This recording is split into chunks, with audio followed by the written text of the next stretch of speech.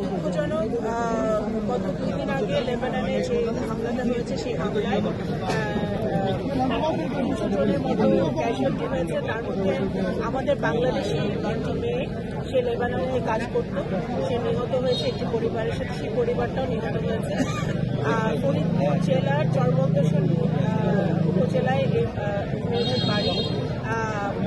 তার পরিবারের সাথে আমাদের পররাষ্ট্র মন্ত্রণালয় থেকে ইতিমধ্যে যোগাযোগ করা হয়েছে, কথা বলেছে। এখানে তার যে বোন থাকে, সে বোনের সাথে আমরা যোগাযোগ করেছি। আমাদের পুলিশ সুপার, জেলা প্রশাসক ইতিমধ্যে তাদের সাথে যোগাযোগ করেছে, ফ্যামিলির সাথে যোগাযোগ করেছে। আপনারা জানেন যে লেবাননে এখন একটা যুদ্ধ অবস্থা বিরাজ করছে। আমাদের ফ্লাইট এখন সুবিধাজনক নাই যে আমরা এখন এই মুহূর্তে আনতে পারবো আমাদের এই মেয়েটির। আমরা সচেষ্ট আছি।